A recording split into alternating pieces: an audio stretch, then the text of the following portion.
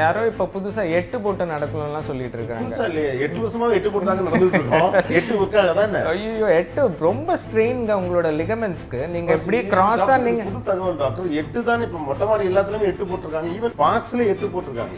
8 போட்டு நடக்கும்போது நீங்க முட்டியை ஃபுல்லா ஸ்ட்ரெயின் பண்றீங்க. உங்க ரெண்டு சைடுல இருக்க லிகமெண்ட்ஸ் ஃபுல்லா ஸ்ட்ரெச் ஆகுது. அதனால முட்டி வலி சீக்கிரம் வரும். நீங்க ஃபிளாட் கிரவுண்ட்ல நேரா நடங்க போதும். 8 எல்லாம் போட வேண்டாம். 8, 11 அதெல்லாம் நம்பர்ஸ். நல்லா ஃபாஸ்டா நடக்கணும். ரவுண்ட் அபவுட் ஒரு 5 to 5.5 km/h ஸ்பீட்ல நீங்க நடந்தீங்கன்னா இட்ஸ் மோர் தென் எனஃப். அப்ப क्वेश्चन நான் ரிவர்ஸ்ல கேக்குறேன். எதெல்லாம் பண்ண கூடாது? இன்னொன்னு படிக்கட்டு நிறைய ஏறி இறங்கணும்னு சொல்லிட்டு லிஃப்ட் யூஸ் பண்ணாதீங்க. அதுவும் நல்லது கிடையாது. யங் ஏஜ்ல நான் ஓடுவேன். இப்போ அதே இது என்னால ஓட முடியாது. ஏன்னா உடம்பும் ஒத்துழைக்காது, மசிலும் ஒத்துழைக்காது. 8 படிக்கட்டுகளை பயன்படுத்துதல் இது மாதிரி வேற ஏதாவது நம்ம சரின்னு நினைச்சு தப்பா பண்ணிட்டு இருக்க விஷயம். மெயினா லேடிஸ் வந்து நான் தரையில உட்காந்து எந்திரிக்கிறது தான் எனக்கு எக்ஸசைஸ் நினைச்சிட்டு சமைக்கும் போது ஒரு 10 வாட்டி உட்காந்து எந்திரிப்பாங்க. That is the major strain that they have in their knee. So அது பண்ணக்கூடாது. ஸோ அப்போ மசில் வந்து ஆக்டிவா இருக்க டயத்துல செய்ய வேண்டியதை நம்ம நார்மல் டயத்துல செய்யக்கூடாது. ஃபார் எக்ஸாம்பிள் நான் வந்து ஒரு சிட்அப்ஸ் வந்து எக்ஸசைஸ் பண்ணிட்டு இருக்கேன் பண்ணறேன்னா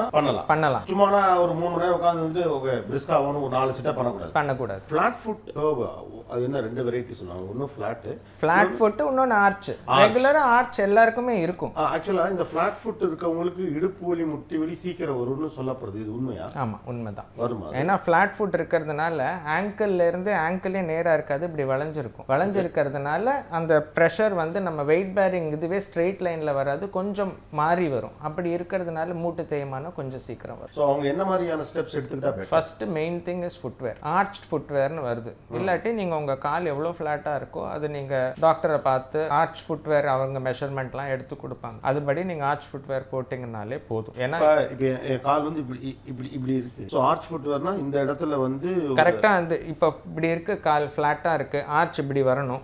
ஸோ இந்த இடத்துல உள்பக்கம் ஆர்ச் வரணும். அது மேடு வச்சு கொடுப்பாங்க. ஆனா அது வலிக்காதா டாக்டர்? இனிஷியலா போடும்போது கொஞ்சம் அன்கம்ஃபர்டபுளா தான் இருக்கும். அது போட்டாதான் ஆங்கிள் ஜாயிண்டோ நீ ஜாயிண்டோ பின்னாடி தேய்மானம் வராம இருக்கும். ஃபிளாட் ஃபுட் இருக்கவங்க அந்த கர்வ் இது கண்டிப்பா ஆர்ச் வச்சு ஆர்ச் ஃபுட்வேர்னு சொல்லுவோம். அந்த ஆர்ச் ஃபுட்வேர் போட்டுட்டு தான் நடக்கணும். மூட்டு இடுப்பு கழுத்து இந்த மூணுலயும் இந்த விஷயத்துல கவனமா இருக்கணும். இந்த விஷயத்துல கான்ஷியஸா இருக்கணும். Can you list out 4 or 5? மெயினா இப்போ ஐடி ப்ரொஃபஷனல்ஸ்க்கு உட்கார்றது கரெக்டான போஸ்டர்ல உட்காரணும். சேர் வெரி இம்பார்ட்டன்ட். ஏன்னா அவங்க அதுல கிட்டத்தட்ட 8 மணி நேரத்துல இருந்து 10 மணி நேரம். நைட்ல பாக்குறவங்க இன்னும் கஷ்டம். அப்படியே படுத்து தூங்குவாங்க, முதுகு போயிடும் கண்டிப்பா. ஸோ அவங்க வந்து ரெகுலரா பேக் எக்ஸசைசஸ் பண்ணணும். அதுக்கப்புறமா வாக்கிங் ரெகுலரா போகணும். பேசிக் அது வாக்கிங்ன்றது பேசிக் எக்ஸசைஸ் எல்லாருமே கண்டிப்பா பண்ணி தான் ஆகணும். ஸோ ஸ்லீப்பிங் வந்து முடிஞ்ச அளவுக்கு நேரா மெலிசான தலகாணி வச்சுட்டு நல்ல ஃபர்ம் மேட்ரஸ். அது ஓவரா ஸ்ப்ரிங் நம்ம இங்க படுத்த பக்கத்துல இருக்கவங்க எந்திரிச்சு குதிக்கிற மாதிரி இருக்கக்கூடாது.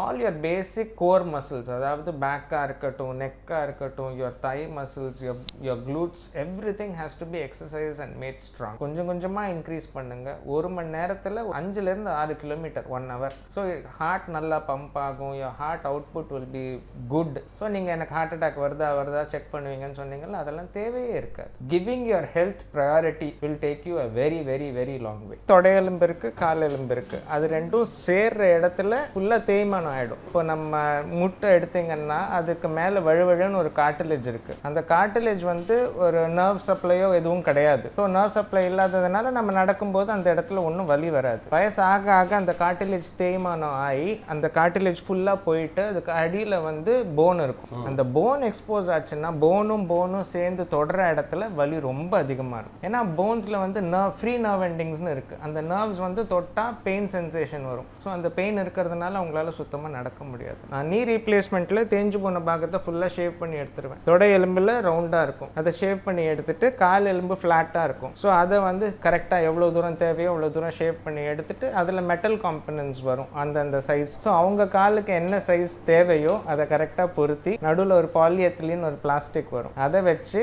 அதுக்கப்புறமா அந்த காலை நல்லா மடக்கி நீட்டி நடக்க வச்சிரும். எவ்வளவு சர்ஜரி இது மாதிரி பண்ணிருப்பீங்க? ரீப்ளேஸ்மெண்ட்ஸ் நான் ஓவர் 3500 சர்ஜரிஸ்க்கு மேல பண்ணியிருக்கேன். 3200 சர்ஜரி நீ ரீப்ளேஸ்மெண்ட்ஸ் பண்ணியிருக்கேன். ஆமா.